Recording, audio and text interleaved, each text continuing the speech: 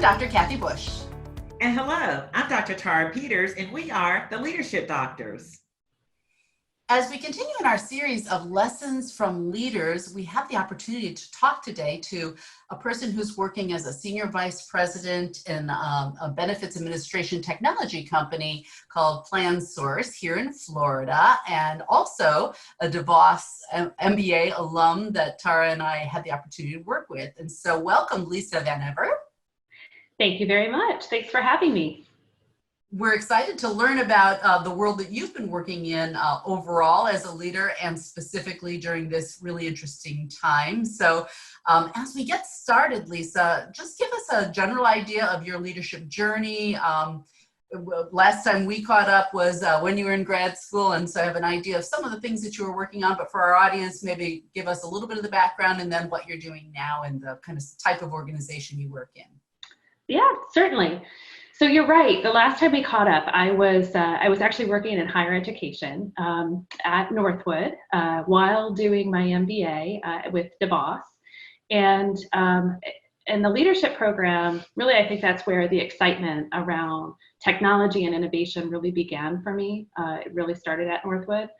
So after graduating with my MBA, I decided to make the jump into technology, starting with a higher education technology company, spending about 6 or 7 years in just about every professional services related role that you can imagine. The consultancy, driving projects, understanding more about the solution and the portfolio of solutions and offerings, and then finding myself in yet again a leadership position and a leadership role in technology. And I found that while helping customers and certainly at that time in higher education, helping customers to sort of realize how technology and technology advancement and digital transformation can further their goals and objectives, I found myself to be even more passionate about building teams and investing in teams and learning how to really coach and develop what I would say are just high performing teams. And so from there, from my journey at Ellucian in higher ed tech, I ended up joining a company called Central Square Technologies. And Central Square is another technology company providing technology in the local government, public sector space. So everything from municipalities all the way to what I would say is the public safety justice side, where we were offering technology for first responders. And it was a very interesting space, having jumped from higher education into public sector, working with the local agencies. And I learned a great deal. I learned a lot with Central Square, and then continued my journey with just having recently joined PlanSource to head up their professional services team, and again learning a new space, benefits administration technology, but so excited to continue evolving and learning as a leader. Well, Lisa, it was great to hear you talk about your evolution as a leader and really how you use that to really move your career forward. And so it's really great to be able to talk to you, not only as a DeVos alum and all that you've learned through your program and now have been able to apply professionally, but the fact that you're in a new leadership role, newly minted, I know about 4 months or so, and then you've got a really large team of over 100 people that you have responsibility for, and that you are really looking to replicate that high-performing team that you were sharing with us. So talk to our audience today about how you're actually leading your team, the impact on your operations with COVID, because I know that brings its own set of dynamics to your new role. So we'd love to hear from you about how you're navigating that. You are absolutely right. Thinking about the journey over the past 4 months, I really only had the opportunity to connect in person with my new team and my new role for 2 months in the office. And so it's been a particularly interesting situation, having spent the last 2 months trying to connect and engage with my team in a virtual way. COVID has certainly brought a new set of circumstances for all of us as leaders. And I think it has really taught me as a leader a lot about adaptability, and learning how to become more nimble in changing circumstances. But definitely has been an interesting dynamic shift. So different, being able to connect and see people in the office, things that I'm missing, like just stopping by and asking how someone's doing by the coffee machine, and not having those opportunities that seem so small and insignificant. Now understanding just how much importance, how great of importance they actually play in building that connectivity with my team. So Lisa, just following up on that a little bit more. So do you have your entire team? I'm thinking many of us went from 100% in the office to 100% virtual real fast. But in a technology company, it's easier for me to imagine that some of your folks might have already been doing some things virtually, or they might have been more comfortable jumping into the work from home space. So give us a feel for that. Is your entire team now working from home? Do you see that happening for a while, or are you still working on that? Yeah, that's a great question. So right now we're all 100% virtual. Initially, we actually have 2 centers of excellence where my team is located. We have more centers of excellence, but particularly 2 centers of excellence here in Orlando, Florida, in our corporate office, and then 1 in Salt Lake City. And so the majority of our employees were actually located in one of those centers of excellence. And so going from seeing each other every day to 100% remote, all in what felt like just the blink of an eye. We were in a set of circumstances. Very, very interesting. I think for the employees, for the small portion of employees that we had already had working remotely, the benefit is that folks are sharing their camera, and maybe we weren't doing that as much for the remote folks that might have been on a phone call. So there's some advantage for them getting some connectedness that they didn't have before. But for those of us that really got comfortable interacting in person, it's been a big shift in how to use tools and technology to collaborate, to communicate. It's been very interesting as a leader, trying to find new ways to engage, my team. I have a leadership call with my senior leaders every single week, and just finding ways to make it fun, because sitting in hours of virtual conferences and meetings, it's very, very different than the energy you get from being in a room with people. So I hear that there's a part of you that's looking forward to that time where you can be in a room with people again, but also for the many people who are struggling with, how long will it take, or maybe do I get my entire team back? I hear also some ways that you've implemented that might be good lessons for other people to think about for making the most of the situation that they're dealing with. And so appreciate you sharing that. Tara and I are having a lot of conversations with folks who are like, man, I'm not sure I like the idea of this work from home thing in one way or another. And so thank you for those ideas. In particular, any principles that you have carried forward throughout your leadership role that you wanted to share with our audience, because you're new with this particular organization, any leadership principles that are on your mind that you think will really help you do this job well, and in particular in this unusual period of time, Lisa? Those are great questions. So I think the first one for me throughout my career, as I've developed and learned, I think the first is never underestimate the importance of learning from others. I can't even recall how many folks have made such an impact by sharing their ideas, by sharing their feedback. Be open to asking for feedback along the way. You can never improve if you don't know what to improve upon. I would say also the other really important one, and one that I am certainly focused on at the moment as I'm learning my new role and learning my team and learning new processes and tools, it's about investing in yourself, really not missing an opportunity when it's presented.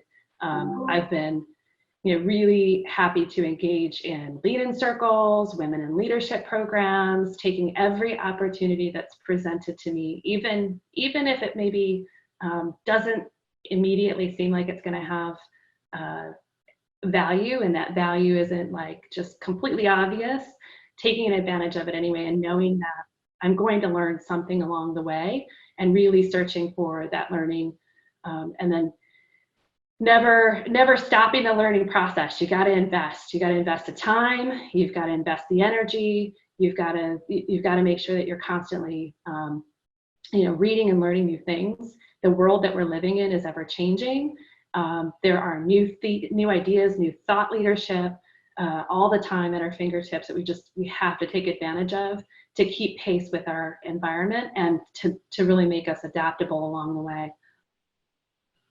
So, Lisa, as you were talking, one of the things that struck me as you were sharing about this importance of making the investment. And so that requires some time, that requires some effort on our part. And then also the significance of really reading and learning, and how new ideas are being presented, and there's new insight that we can glean as leaders. And so, of course, Kathy and I have had the chance to work together to write a book, The Demotivated Employee. And really, we are positioning ourselves as thought leaders in the space around the idea that we haven't been thinking about motivation the right way. Essentially, we've been asking the wrong question. And so we're really interested to know from your vantage point, what are the kinds of things that you're doing right now to help your team to stay motivated, not to fall in those slumps? Because we know that from talking to you that some of your people are missing, you're missing, right? That collegial space of being together. And so helping people to not fall into what we call sometimes this motivational funk, causing employees to still be engaged, right? And connected to the work and fully committed to what they're doing. So kind of give our viewers some insight around what are the kinds of things that you're doing as a leader to help with motivation and engagement. That's another great question.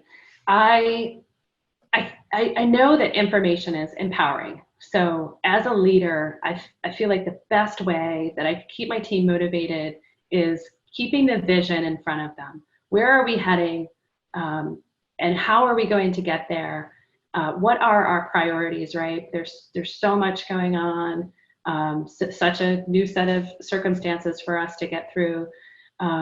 Really being able to set that vision, drive that vision, and keep the main things along the way, I think helps to motivate employees, and for my team, just on what does the finish line look like, and how do we know when we're going to get there, and how do we know we're doing along the way.